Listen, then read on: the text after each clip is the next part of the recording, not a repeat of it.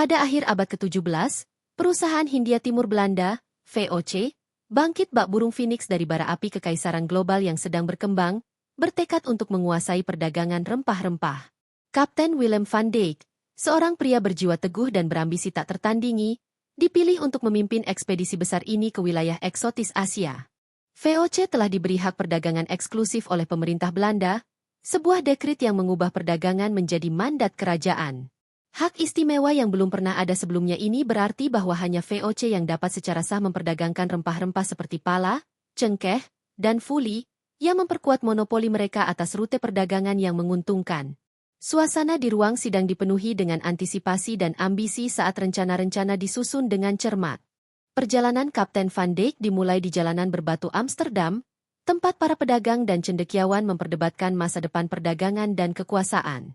Matanya berbinar dengan janji petualangan, dan jantungnya berdetak seirama dengan denyut nadi bangsa yang bertekad membentuk sejarah. Baik kawan maupun lawan mengakui perpaduan unik antara kepemimpinan yang berani dan kompleksitas moralnya. Dalam cahaya redup sebuah kedai yang berasap, rekan-rekan perwira berbisik-bisik tentang pelayaran yang akan datang.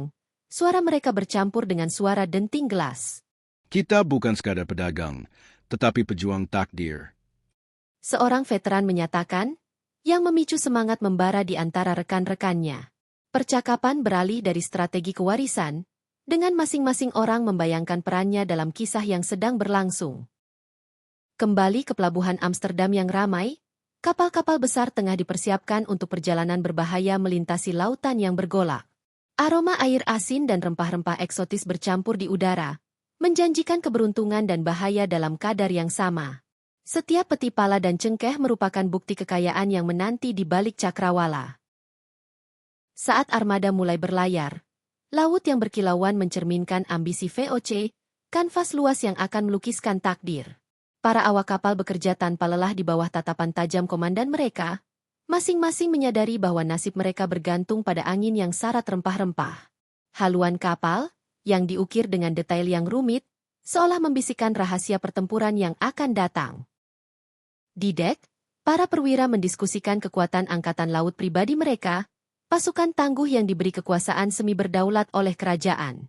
Kapal-kapal itu bukan sekadar kapal, tetapi simbol dominasi Belanda, penuh dengan meriam dan dipersenjatai dengan janji kemenangan. Armada kami adalah pedang dan perisai kami, kata seorang laksamana kawakan, suaranya bergema di atas ombak yang bergulung-gulung. Di aula besar yang dihiasi peta dan lambang, seorang pejabat tinggi VOC secara resmi menganugerahkan hak perdagangan eksklusif kepada perusahaan tersebut. Tindakan dukungan kerajaan ini mengubah perdagangan menjadi perang salib, mengangkat perdagangan ke ranah kenegaraan. Ruang sidang bergema dengan kesungguhan takdir, karena setiap peserta menyadari pentingnya momen tersebut. Para ahli strategi berkumpul untuk membahas pembangunan benteng dan pos terdepan di Asia, setiap rencana lebih berani daripada sebelumnya. Diagram benteng Belgica dan benteng Nassau tersebar di atas meja, menggambarkan jaringan yang dirancang untuk mengendalikan pulau-pulau rempah. Setiap batu yang diletakkan adalah janji kekuasaan abadi kita, kata seorang ahli strategi, kata-katanya dipenuhi dengan keyakinan. Armada itu berlayar ke perairan yang belum dipetakan, di mana kabut yang berputar-putar dan cakrawala yang jauh mengaburkan batas antara mitos dan kenyataan. Suara ombak yang berirama menghantam lambung kapal menjadi latar belakang yang mantap bagi bisikan kegembiraan dan kegelisahan para awak kapal. Setiap hari yang berlalu membawa mereka semakin dekat ke tanah-tanah legendaris Kepulauan Banda. Saat melihat Kepulauan Banda, para awak merasakan gelombang takdir seolah-olah dewa laut telah menuntun mereka pulang. Pulau-pulau yang subur dan misterius itu menjanjikan kekayaan yang tak terkira yang tersembunyi di bumi yang penuh rempah-rempah. Dengan nada berbisik, para pelaut itu menceritakan legenda lama tentang pulau-pulau tempat keberuntungan dan bahaya menari beriringan. Pembangunan benteng Belgica dimulai dengan urgensi yang mencerminkan keinginan kuat VOC untuk berkuasa. Insinyur terampil dan prajurit yang tangguh bekerja berdampingan, suara mereka meninggi di atas gemuruh palu dan gemuruh lautan. Kita membangun bukan hanya benteng, tetapi benteng masa depan kita. Seorang mandor berseru, matanya bersinar penuh semangat. Saat benteng tersebut mulai terbentuk, VOC memperkuat kehadiran militernya, mengubah pulau tersebut menjadi benteng kekuatan Belanda. Para perwira memperdebatkan strategi terbaik untuk pertahanan sementara dentuman konstruksi yang berirama menggarisbawahi kemajuan yang tak henti-hentinya. Benteng tersebut, sebuah keajaiban teknik dan kebrutalan, berdiri sebagai perwujudan fisik dari ambisi perusahaan. Di sebuah ruangan remang-remang di dalam benteng, Kapten Van Dijk bertemu dengan utusan setempat untuk merundingkan persyaratan perdagangan dan hak teritorial. Dialog itu merupakan tarian penghormatan dan kekuasaan yang halus, dengan setiap kata berbobot seperti emas. Kami mencari keharmonisan, namun tekad kami tidak goyah. Sang kapten meyakinkan, nadanya mendamaikan sekaligus memerintah. Meskipun bertolak belakang dengan diplomasi, bisikan-bisikan tentang kebrutalan dan taktik kejam menyebar di koridor kekuasaan. Desas-desus tentang pembantaian rahasia dan pembunuhan terselubung beredar, membayangi cita-cita luhur VOC. Suasana menjadi berat dengan kenyataan suram bahwa dominasi seringkali diamankan melalui tindakan-tindakan yang tak terkatakan. Di sebuah ruang tertutup, Dewan Perwira Tinggi berkumpul untuk membahas perlunya tindakan tegas dan brutal untuk meredam perlawanan apapun. Percakapan itu diwarnai ketegangan saat setiap anggota menimbang biaya ambisi mereka dengan nyawa yang hilang dalam mengejar kekuasaan. Hanya melalui kekuatan yang teguh kita dapat mengamankan takdir kita. Seorang perwira bersikeras, suaranya bergetar karena campuran semangat dan ketakutan. Rencana disusun untuk serangan militer rahasia terhadap kelompok pemberontak lokal yang mengancam monopoli produksi pala. Di bawah cahaya lilin yang berkelap-kelip, strategi diperdebatkan dengan cermat dan tanpa emosi, karena biaya kegagalan tidak terpikirkan. Udara malam di luar sunyi, namun di dalam ruang perang, gema kekerasan yang akan datang bergema.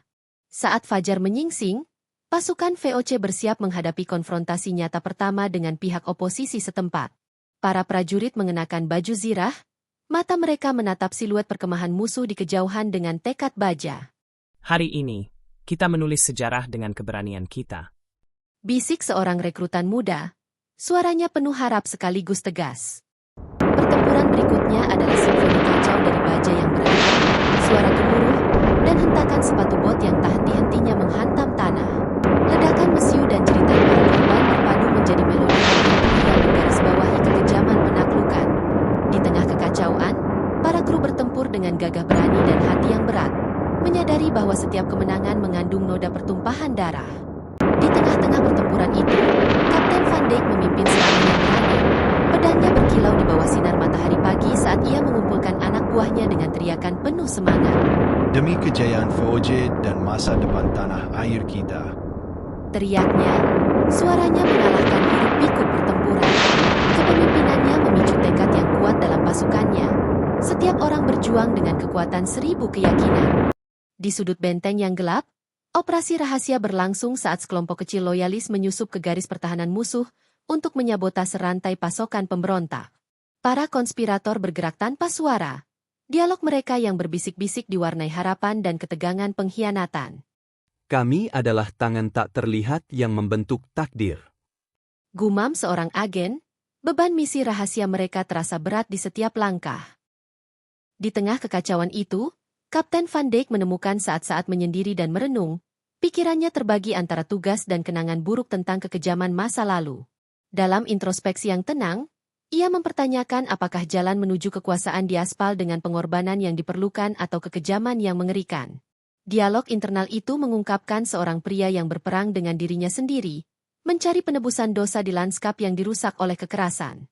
Suasana berubah tiba-tiba ketika seorang perwira kepercayaan terungkap berkolusi dengan para pesaing lokal, kepalsuan rahasianya menjadi liku-liku pahit dalam kampanye yang sudah penuh gejolak. Dalam percakapan yang panas, bisikan-bisikan pengkhianatan terdengar di antara barisan seperti pisau tajam. Bagaimana kesetiaan bisa dibeli dengan mudah? Tanya sang kapten. Suaranya bercampur antara ketidakpercayaan dan kesedihan. Di bawah cahaya obor yang berkedip-kedip di sebuah ruangan terpencil, pengkhianat itu dihadang oleh sekelompok petugas yang marah, udara berderak dengan ancaman pembalasan. Anda tidak hanya mengkhianati VOC, tetapi juga kehormatan yang telah kami janjikan untuk kami junjung tinggi. Kapten Van Dijk bersuara lantang, kata-katanya bergema bagaikan guntur di ruangan gelap. Terombang-ambing antara kesetiaan kepada anak buahnya dan beban moral perintahnya, sang kapten menghadapi keputusan yang menyakitkan yang dapat mengubah jalannya sejarah. Dalam percakapan pribadi dengan mentornya, seorang prajurit tua yang terluka oleh pertempuran masa lalu, ia mencari kebijaksanaan dan bimbingan. Terkadang, untuk mengamankan masa depan, kita harus membayar harga yang paling mahal.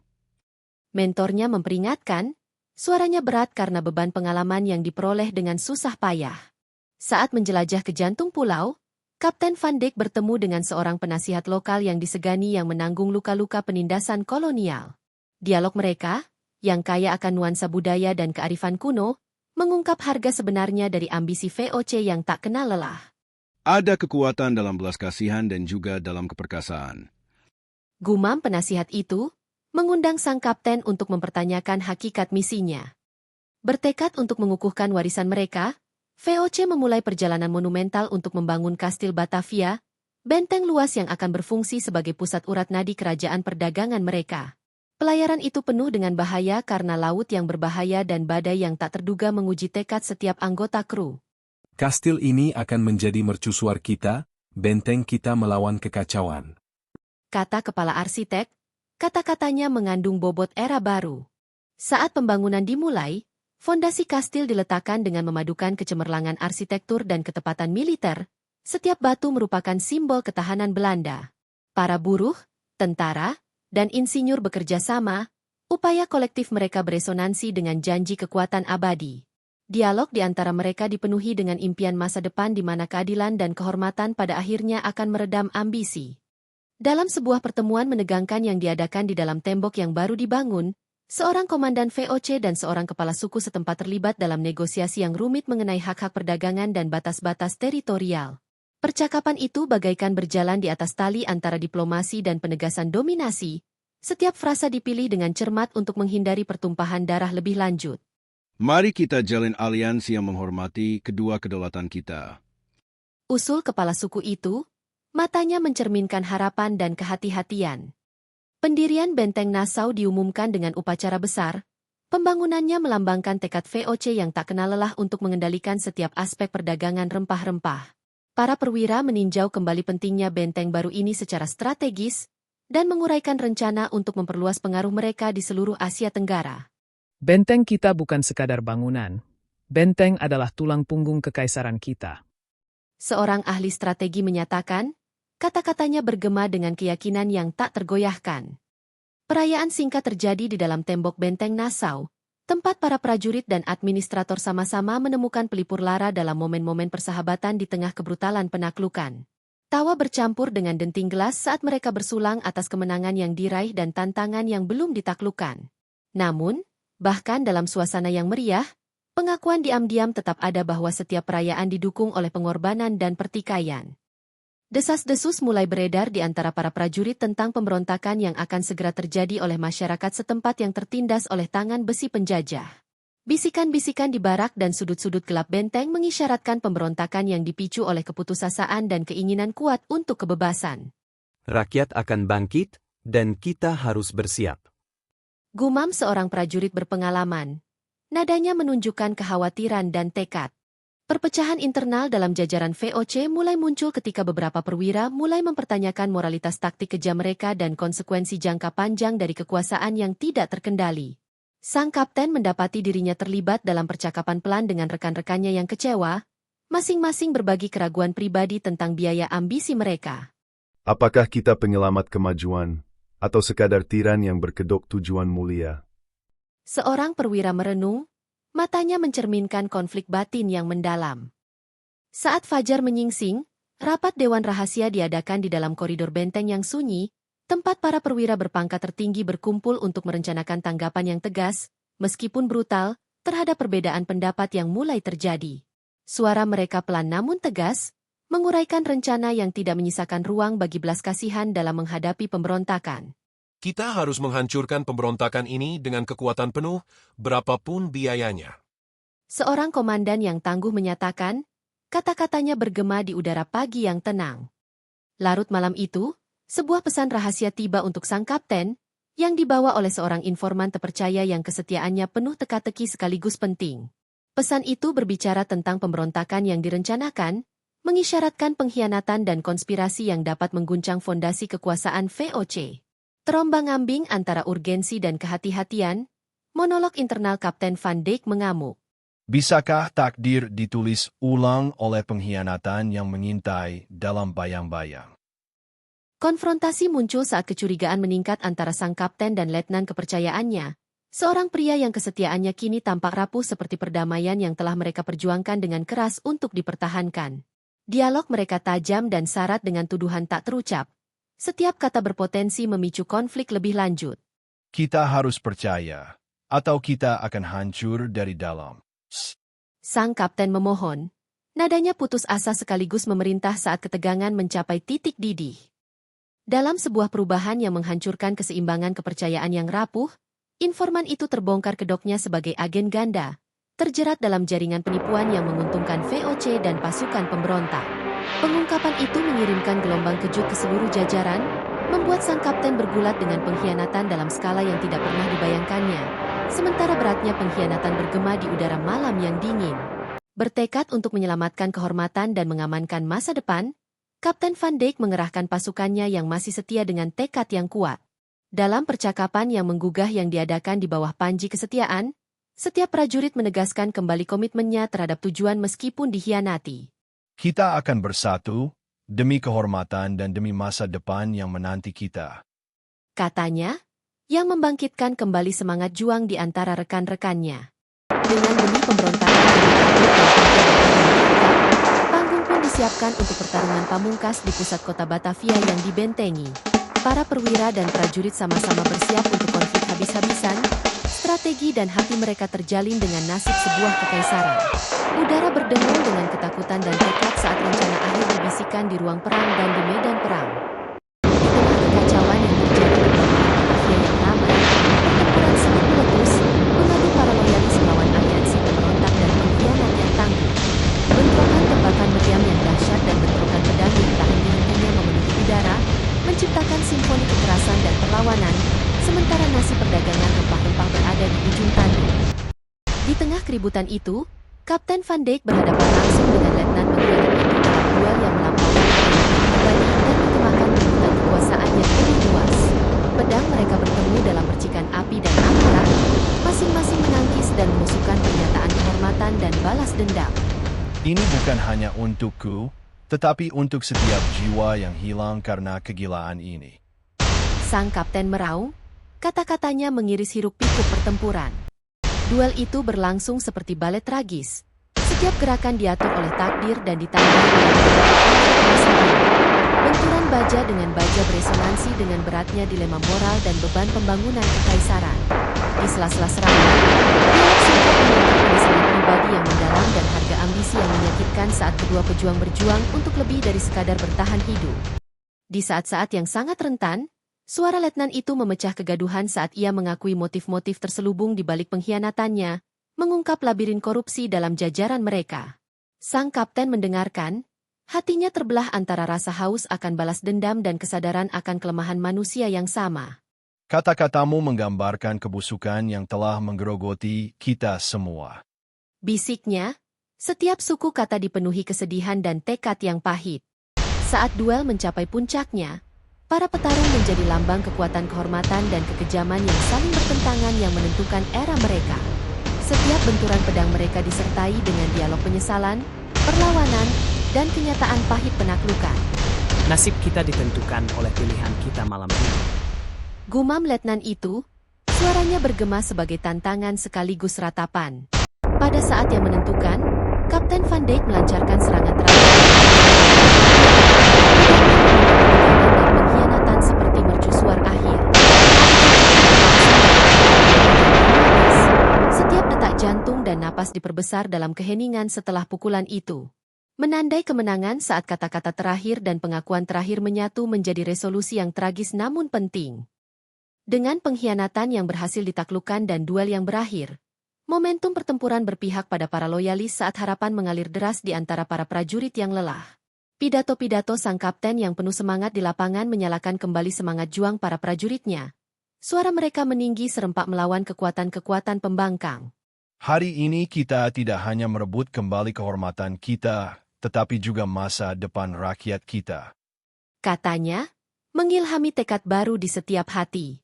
Setelah pembantaian itu, sang kapten berjalan di antara reruntuhan konflik, pikirannya terbebani oleh ambisi dan kekerasan yang besar.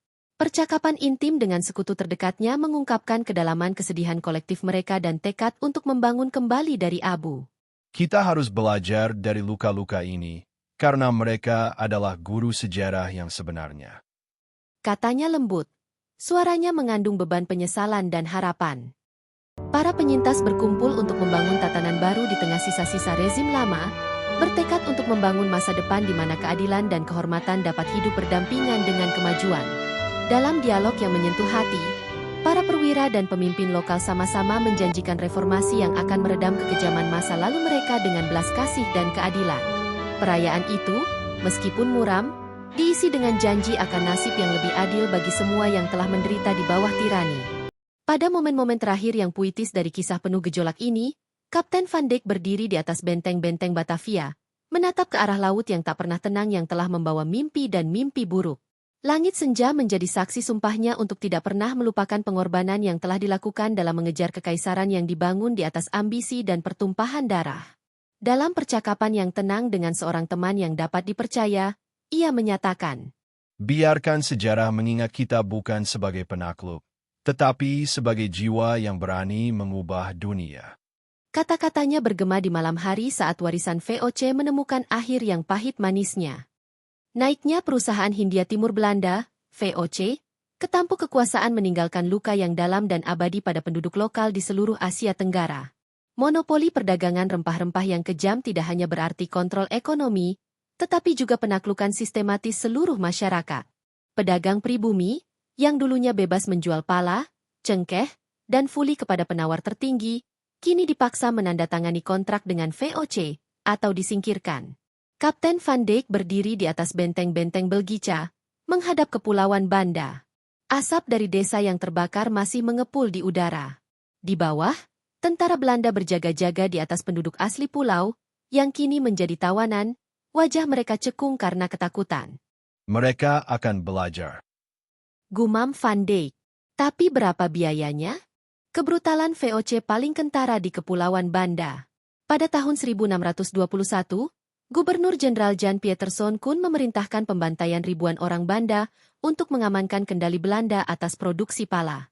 Mereka yang selamat diperbudak dan dipaksa bekerja di bawah kekuasaan perusahaan. Seorang tetua Banda, tangannya terikat, berdiri di hadapan Koen, menantang sampai akhir. Anda tidak memiliki tanah ini. Anda tidak memiliki kami. Koen hanya menyeringai. Kami memiliki rempah-rempah. Dan itu yang terpenting. Dengan lambaian tangannya, para algojo melaksanakan perintah mengerikan mereka. Keheningan yang terjadi setelahnya memekakan telinga. Cengkeraman VOC di wilayah tersebut meluas jauh melampaui aksi militer langsung. VOC menerapkan sistem kerja paksa di mana penduduk setempat tidak punya pilihan selain bekerja di perkebunan yang dikuasai VOC dalam kondisi yang keras. Mereka yang melawan dihukum berat, diasingkan, dieksekusi, atau dipermalukan di depan umum. Penduduk desa di Jawa, Kepulauan Maluku, dan koloni Tanjung melihat cara hidup tradisional mereka terhapus. Alih-alih mengembangkan pasar lokal, VOC mendiktekan aturan perdagangan, harga, dan siapa saja yang boleh terlibat dalam perdagangan. Generasi demi generasi lahir dalam perbudakan, satu-satunya tujuan mereka untuk memenuhi rasa lapar perusahaan yang tak terpuaskan akan kekayaan. Pemerintahan VOC tidak hanya merenggut nyawa, tetapi juga menghancurkan budaya. Banyak tradisi, bahasa, dan ekonomi pribumi ditekan demi sistem yang dipaksakan Belanda. Jaringan perdagangan kuno yang telah menghubungkan pulau-pulau selama berabad-abad runtuh di bawah monopoli VOC. Seorang anak laki-laki di Jawa menyaksikan ayahnya, seorang pedagang yang disegani, diseret pergi karena melanggar hukum perdagangan VOC. Anak laki-laki itu memegang ukiran kayu simbol leluhur keluarganya, peninggalan budaya yang ingin dihapuskan oleh VOC. Suatu hari, ia bersumpah, ia akan merebut kembali apa yang telah hilang. Meskipun VOC mendominasi secara brutal, penduduk setempat tidak pernah berhenti melawan. Dari Kesultanan Aceh hingga Kerajaan Mataram Jawa, pemberontakan berkobar di seluruh pulau. Perang gerilya, sabotase, dan pemberontakan menjadi cara hidup. Kapten Van Dijk, yang kini sudah tua, menyaksikan dari kapalnya saat asap mengepul dari garnisun Belanda lainnya yang dibakar oleh pemberontak pribumi. Kita tidak akan pernah bisa mengendalikan mereka semua. Gerutu letnannya. Tidak. Van Dijk mengakui. Dan mungkin, pada akhirnya, kita tidak seharusnya bisa mengendalikan mereka semua. Pemberontakan itu akan bertahan lebih lama dari mereka semua. Pada akhir abad ke-18, VOC yang dulunya perkasa mengalami kemunduran. Korupsi, salah urus, dan perlawanan tanpa henti dari penduduk setempat menguras sumber dayanya. Pada tahun 1799, perusahaan tersebut dibubarkan. Namun, bayangannya tetap ada. Pemerintah Belanda mengambil alih kepemilikannya, memperkuat kekuasaan kolonial di wilayah tersebut selama lebih dari 1 abad. Banyak bekas wilayah VOC tidak memperoleh kemerdekaan hingga abad ke-20. Bagi penduduk setempat, luka yang ditinggalkan VOC sangat dalam.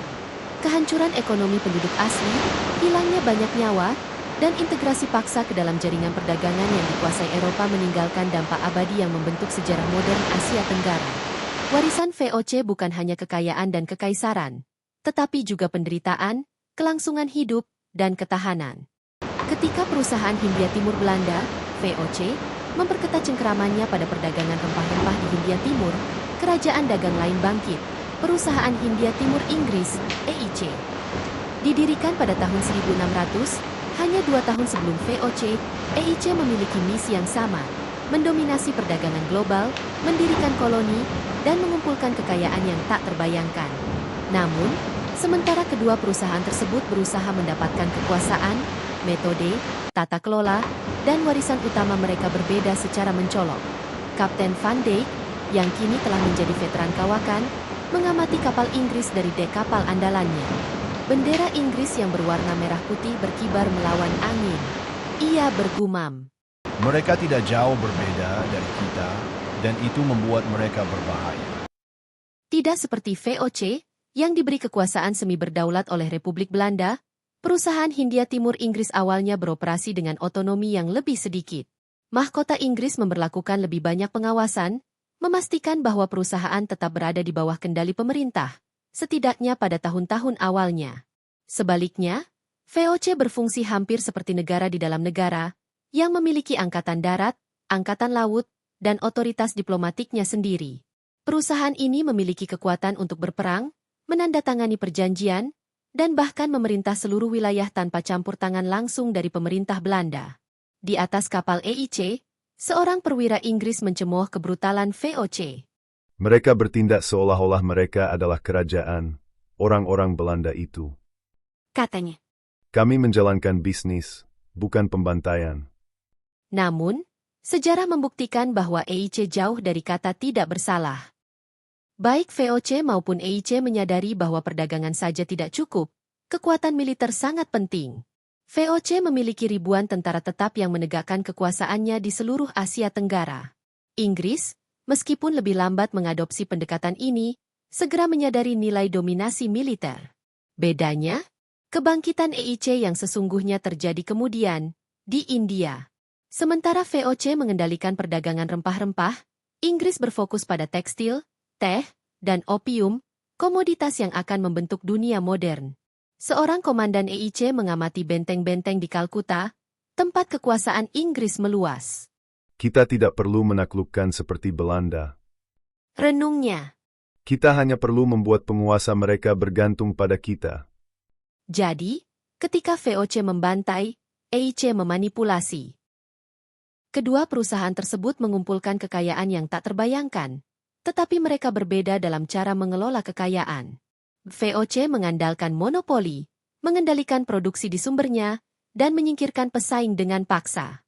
EIC berkembang pesat melalui integrasi ekonomi, menanamkan dirinya ke dalam tatanan politik dan sosial India, mengumpulkan pajak, dan membentuk kembali industri lokal untuk melayani kepentingan Inggris.